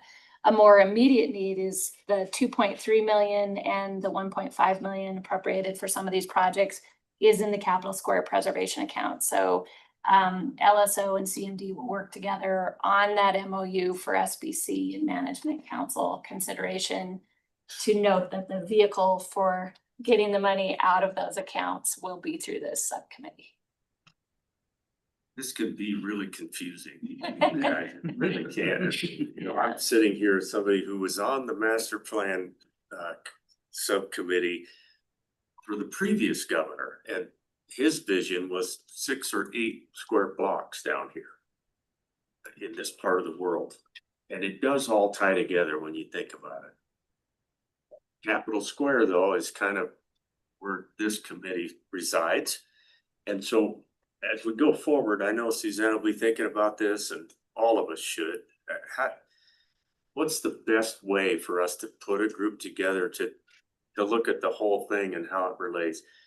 The museum, the Supreme Court, it's all part of what we do down here anyway. So I'll get off my box here. Well, and Wendy, go Mr. ahead. Chairman, the nice little benefit here is that 3 members of this subcommittee are also on the master planning group. So I think it has a nice synergy to inform back from this group to that group, as well as your CMD staff both of those committees. Kind of like your backyard. We might move the fence a little bit. That's over a little bit. Anyway, well, yeah, good stuff. Let's talk curator issues. Thank you, Mr. Take it away. Mr. Chairman, thank you. Excellent. No issues. One quick update. So following last month's meeting, I sent out the current state capital curation policy. So I just wanted to confirm that all the members of the subcommittee received that and remind that the intent is for that to go before SBC at the July meeting. And so if you haven't had a chance to go in and make any comments, get those, and then we'll get with co-chairs and SBC and make sure they're ready and can move forward for that review. Nathan, do you remember, and maybe Chairman Macinas knows, When is that SBC meeting? Do you remember? July, I wanna say 12th, but I might be making that up. No, it's not gonna be 12th, 9th. 9th, yeah, The 9th? 9th. And of course, any questions or for clarity on those, please don't hesitate to let me know. Yeah, thank you, Dave. Absolutely. Nice work. Mr. Chairman, we can have Tanner resend those out so they're at the top of your inbox, so. Yeah, Send thank that you, out. guys. Yeah. And thanks for all the work done on that, to committee members and obviously Kevin, Nathan, thank you. Appreciate it. I think it's in good shape and hopefully the SBCs agree with us, as a group. Anything else on the curator front? Not for me. No, thank you. All right, I want to go to public comment. Yeah.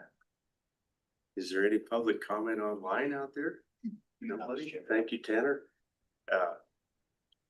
Richard, any thoughts for today? You're kind of a member of, you're like an ex officio member of the ex officio committee, or? Well, thank you, Mr. Chairman. That's very humbling for me. I think this committee just, as I've expressed before, does such thoughtful, collaborative, inclusive work. You really have a respect for our history, our future, and all the people of the present that need to be included in this wonderful decision-making process.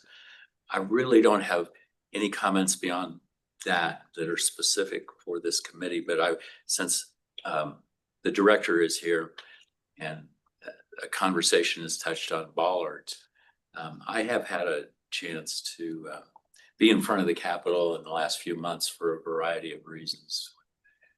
People were gathering to express a point of view. And it's, we live in a very interesting time right now. And I go to those events and am concerned about my own personal safety and the safety of other folks. And I've told others, stay away from the street.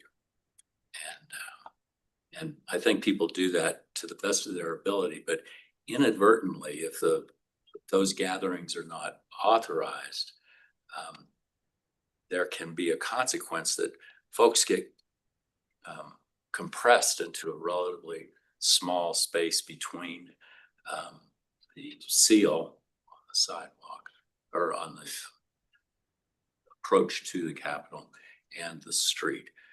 They're not allowed to demonstrate, if you will, any closer to the Capitol. And I think I understand the reasoning for that. But again, the inadvertent result is people get compressed into a fairly tight space, and that enhances the potential for some harm, perhaps. I guess my approach, and just a suggestion, is close that street off completely. I think it could be potentially in the future a beautiful area in front of our Capitol, a grassy treed area with wonderful landscaping. I know that presents a whole series of decisions that have to be made about accessibility and that sort of thing, but it could be beautiful and more secure as a result. So that's just an observation. Take it for what it's worth, which is probably not much. But again, I so appreciate this committee. I also approached Nigel, by the way. I thought I was hallucinating when I saw the cow wink, and heard me that and the gold panner move a little bit. He assured me I wasn't hallucinating, so that was comforting for me. Yeah. Anyway, great job, great work. So excited for July 10th. I'm going to try to share within my realm that exciting opportunity to come here and celebrate. It's just going to be a wonderful day, no doubt. So thank you, Mr. As usual, Richard, good thoughts. Ironically, that committee that I alluded to a few minutes ago for the previous governor, that master group looked at that street, and that came up at that time. So I think that's been around for a while. Someday you never know, but I do think that would be a nice area. If you could ever get transportation to buy in, and I'm sure it creates all kinds of things for the city, but yeah, good thoughts. Thanks, Mr. Chair. Anything else in public comment? Okay, so we, close. Mr. Chairman? Excuse me, go ahead, Representative Nicholas. Sure, just a couple things. The master planning group actually has informally advocated for the closing of 24th Street.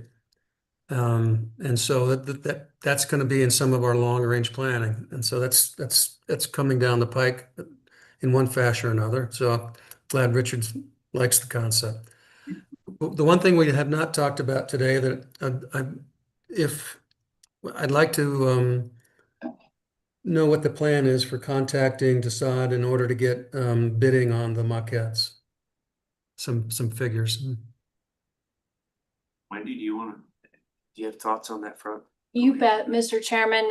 Basically, it comes down to just a really tight turnaround between your last meeting and this meeting. So Kevin and I will get going on that with Arts Council for your next meeting. We just had a little too tight of turnaround in some of this package 3 installation. So that will be work in process to start contract negotiations with him before your next meeting.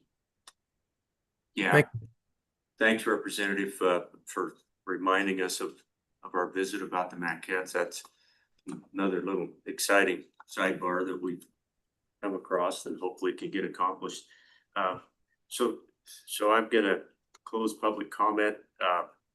We are to the point in our schedule today, folks, that we can take a little walk around with our DI folks. I would say that obviously our next meeting, July 24th, so let's keep that on our calendars, not forget July 10th. For the chairman and I, July 9th, SBC, so it'll be busy to start July. It's interesting, we used to try to stay away from July, but we're not doing very well. Just Have a lot to then you can stay for Frontier Days. Yeah, just Make a come month down of and it. camp out for a month. So, okay, so let's, take a break and then we'll gather out front, hopefully with Nigel and crew, and we'll do a little walk around with DI. Thanks everybody for being here today. So we will, we'll sort of semi-adjourn in here and do a little walk around, but that'll be the end of the meeting today. Mr. Chairman, could I share a quick anecdote? Absolutely. On Sunday, a musician came to Cheyenne and performed at something called the Louise venue.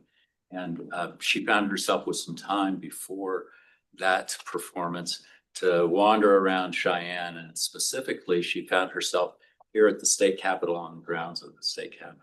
And she took all kinds of videos and of statues and wonderful grounds. And she remarked to her Facebook audience how beautiful our capital is, and she said, "I love Wyoming."